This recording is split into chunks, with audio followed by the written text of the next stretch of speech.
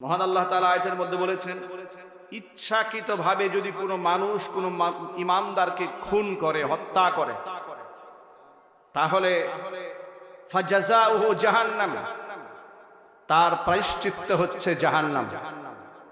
খালিদান ফিহা, সে থাকবে চিরকাল জাহান্নামে।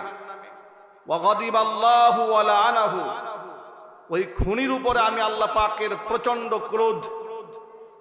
ওয়া লাআনাহু, তার উপর আমি আল্লাহ পাকের লানত। ওয়া আ'আদ্দা লাহু আযাবান আযীমা, এবং তার জন্য আমি প্রস্তুত করে রেখে দিয়েছি মারাত্মক শাস্তির ব্যবস্থা। মহাগ্রন্থ আল কোরআনে আল্লাহ রাব্বুল আলামিন খুনের ব্যাপারে এত স্ট্রেট ফরওয়ার্ড কথা বলেছেন, খুনির ব্যাপারে চূড়ান্ত ফয়সালা দিয়ে দিয়েছেন। খুনির ঠিকানা জাহান্নাম। আপনারা এক বাক্যে জবাব দিয়ে বলুন তো, খুনির ঠিকানা কোথায়? আবার জোরে বলুন। এগুলো হচ্ছে পরকালীন শাস্তি, পরকালীন সাজা হচ্ছে খুনির ঠিকানা জাহান্নাম। খুনির উপরে স্বয়ং আল্লাহ পাকের লানত, খুনির উপর আল্লাহ পাকের প্রচন্ড ক্রোধ, প্রচন্ড লানত এবং অভিসম্পাত রয়েছে খুনির উপরে। খুন ইসলামের দৃষ্টিতে এত ভয়াবহ এক কবিরা গুনাহ। কোরআন মাজিদে অন্য আয়াতের মধ্যে সূরাতুল মাইদায় খুব স্পষ্ট করে আল্লাহ বলেছেন, মান ক্বাতালা নাফসান বিগাইরি নাফসিন আও ফাসাদিন ফিল আরদি ফাকান্নামা ক্বাতালান নাস জামিআ। বিচার বহির্ভূত অবৈধ হত্যাকাণ্ড, যদি কোনো নিরপরাধ নিরীহ মানুষকে কেউ হত্যা করে, সে যেন একজন মানুষকে হত্যা করলো না। ফাকান্নামা ক্বাতালান নাস জামিআ, সে যেন তামাম দুনিয়ার সমস্ত মানুষকে খুন করে ফেললো। ওয়ামান আহইয়াহা, একজন মানুষকে কেউ যদি প্রাণে বাঁচিয়ে দিতে পারে, সে যেন একজনকে বাঁচালো না। ফাকান্নামা আহইয়ান নাস জামিআ, সে যেন তামাম দুনিয়ার মানুষদেরকে বাঁচিয়ে দিল। জোরে বলুন সুবহানাল্লাহ। ইসলামে জীবনের মূল্য কত বেশি, একটা মানুষের প্রাণের মূল্য কত বেশি। আপনি বিনা অপরাধে একটা অমুসলিমকেও হত্যা করতে পারবেন না, পারমিশন দেওয়া হয়নি। মুসলমান তো দূরের কথা, কোন ইহুদি খ্রিস্টান নাস্তিককেও আপনি বিনা কারণে বিনা অপরাধে আপনি হত্যা করতে পারবেন না।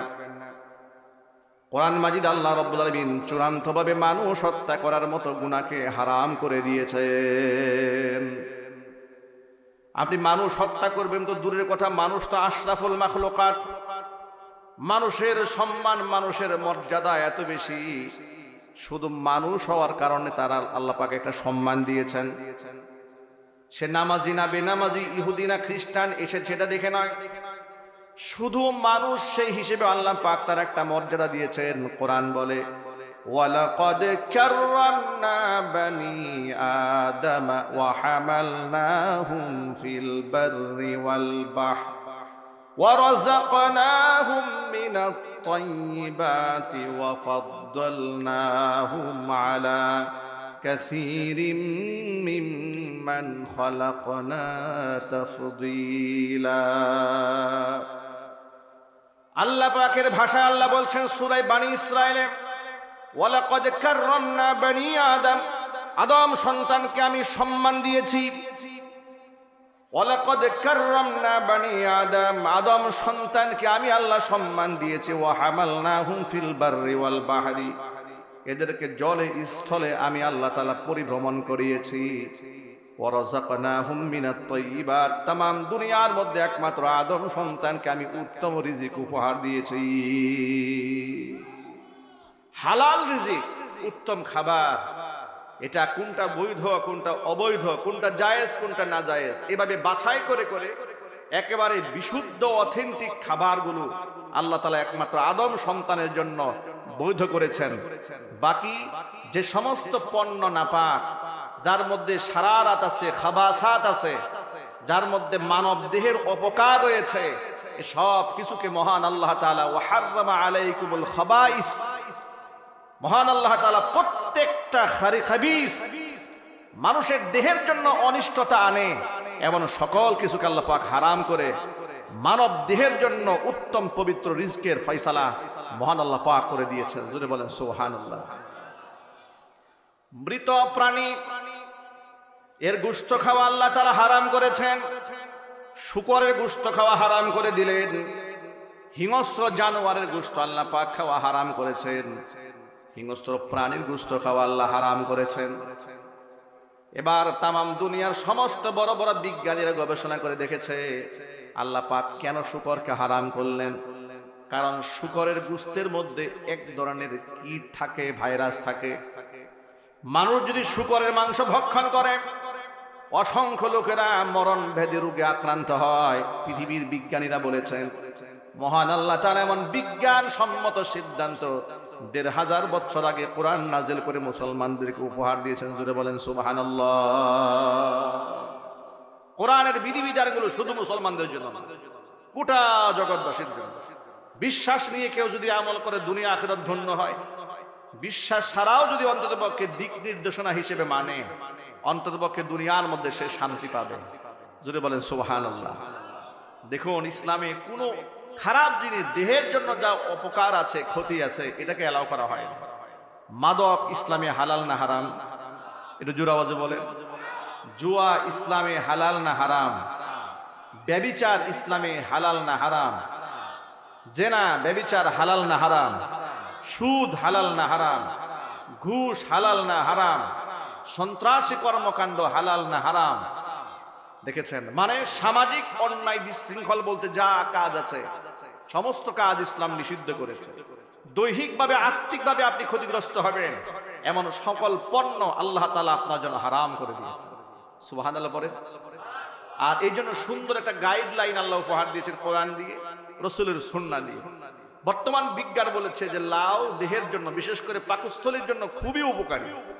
১৫০০ বছর আগে হুজুরের একনিষ্ঠ ঘনিষ্ঠ সাহাবী আনাস ইবনে মালিক রাদিয়াল্লাহু তাআলা আনহু বলেন, রাসূলের সাথে এক দস্তরখানায় খেতে বসেছি, কিছু তরকারি দেওয়া হয়েছে সামনে।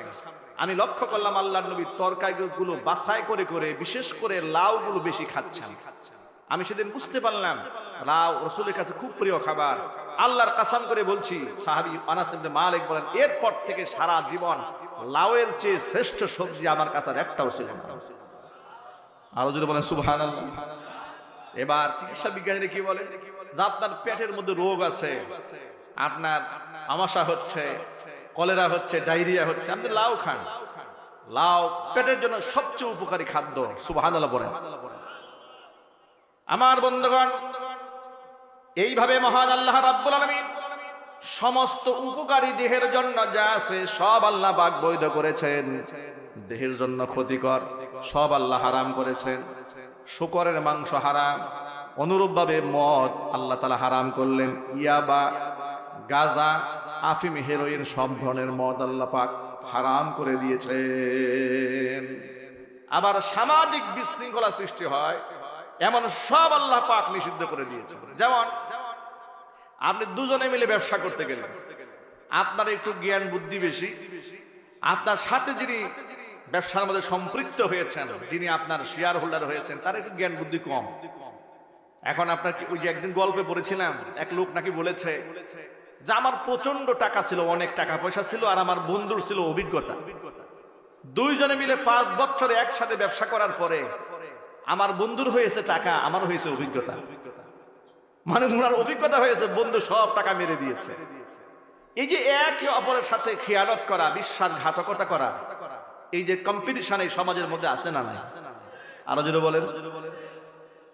মহান আল্লাহ রাব্বুল আলামিন চূড়ান্তভাবে কোরআন মাজিদের মধ্যে বলে দিয়েছেন, লা তাকুলু আমওয়ালাকুম বাইনাকুম বিল বাতিলি ওয়া তুদলু বিহা ইলাল হুক্কামি লিতাকুলু ফারীকাম মিন আমওয়ালিন নাসি বিল ইসমি ওয়া আনতুম তা'লামুন।